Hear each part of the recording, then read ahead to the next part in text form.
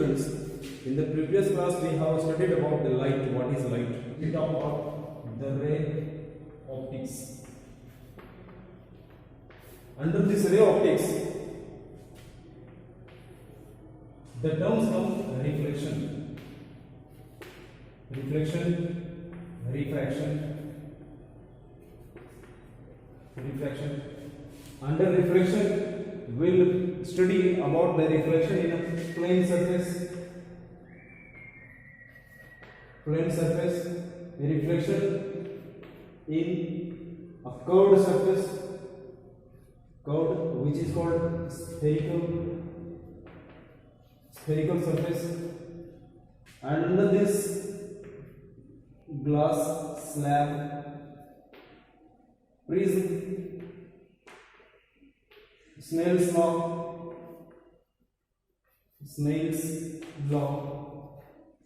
prism theory, lens theory.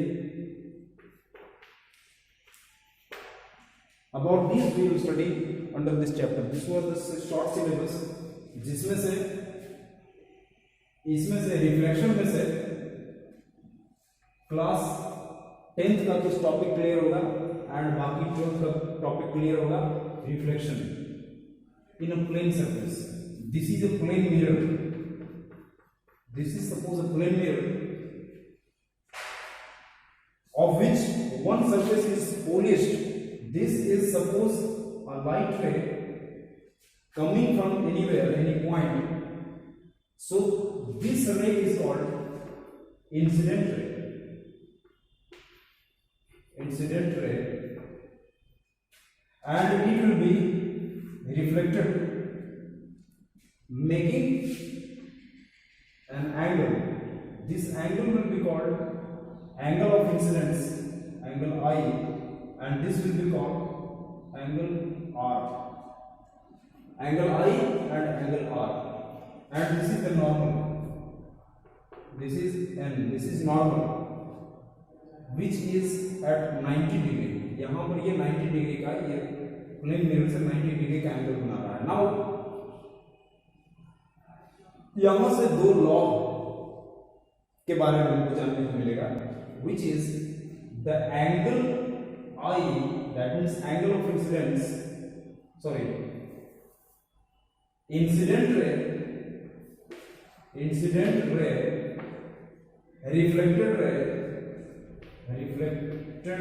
ray, and the normal, this is the normal, all lie in the same plane. This was the first law of reflection. This is the law of reflection. Another one is angle I will always be equal to angle R. That means angle of incidence is always equal to angle of reflection. Angle I will always be equal to angle R. So this was the two laws of reflection. अब इसमें हम बात करेंगे deviation की. See, if ये planes mirror जो है ये यदि यहाँ पर नहीं रहता तो फिर ऐसी स्थिति में, ऐसी सूरत में ये जो इंसिडेंट रे है वो आगे की ओर बढ़ता, इस डायरेक्शन में नहीं जाता, रिफ्लेक्ट नहीं होता, और इंस्टेड ऑफ रिफ्लेक्टिंग ये जो रे है सीधा आगे की ओर निकल जाता. तो ऐसी सूरत में ये वाला एंगल, दैट मीन्स ये जो रिफ्लेक्टेड रे है वो अपने ओरिजिनल पाथ से कुछ एंगल पर डेविएट हो गया है.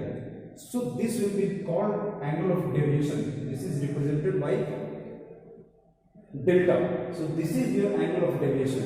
ये angle of deviation है. Suppose this is angle theta. ये एक theta angle है. तो इस theta angle, this angle of deviation निकालने के लिए क्या करना पड़ेगा? Theta plus angle I equals to 90 degree. And here यहाँ angle I equals to angle R है. Angle theta plus angle i equal to 90 degree. अब हम इस डेविएशन की बात करें तो हम ऐसे कर सकते हैं कि angle i, see angle i plus angle r, this is your angle i, this is your angle r, plus this angle of deviation, see this is the angle of deviation delta, equals to 180 degree. Now यहाँ से angle of deviation यदि निकालना हो तो angle of deviation equals to 180 degree minus angle i plus angle r लिख सकते हैं। Now ये angle i plus angle r को हम 2r लिख सकते हैं। Why? Because angle i is equal to angle r. तो यहां पर हम डेविएशन को 180 माइनस 2 एंगल आई लिख सकते हैं, या फिर इसी को 180 माइनस 2r लिख सकते हैं, 2 एंगल r लिख सकते हैं। सो दिस इज 180 माइनस 2 आई को यदि हम आगे प्रोसीड करें तो 180 degree minus 2i। See here this is your i। तो यहां पर 2 एंगल i की जगह पर हम क्या लिख सकते हैं? सी this is your angle i। तो इस एंगल i को हम 90 माइनस थीटा लिख सकते हैं। 90 minus theta. Why? Because angle theta plus angle i equals to 90। तो यहां पर 180 minus 2 into 90 minus theta, 90 minus theta यदि लिख दें तो 180 minus 2 into 90 that is 180 degree.